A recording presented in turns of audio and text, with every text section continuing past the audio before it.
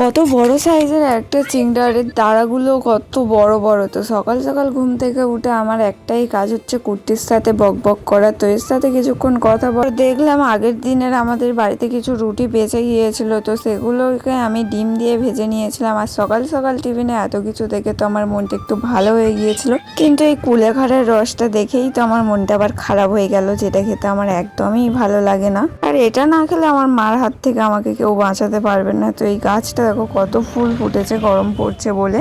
আজ সকালে বাবা আমাদের পুকুর থেকে কতগুলো মাছ ধরেছে, আর তার মধ্যে এই কাতলা মাছটা তো কত বড়, আর এই চিংড়িটা দেখো কত বড় একটা চিংড়াদের দাঁড়াগুলো অনেক বড় বড় ছিল, এগুলো বাবা আগেই ভেঙে দিয়েছে। আর আমাদের বাড়িতে বড় মাছগুলো বাবাই কেটে দেয়। আর এবছর গাছে তো প্রচুর পরিমাণে সজনে ডাঁটা হয়েছে, সেগুলোকেও পেরে নিয়েছিল। তো আজ আমাদের বাড়িতে দুপুরের মেনু তো অনেক কিছুই ছিল। তো ভিডিওটা এই পর্যন্ত, ভালো লাগলে একটা লাইক করে দিও আর সবাই ভালো থেকো।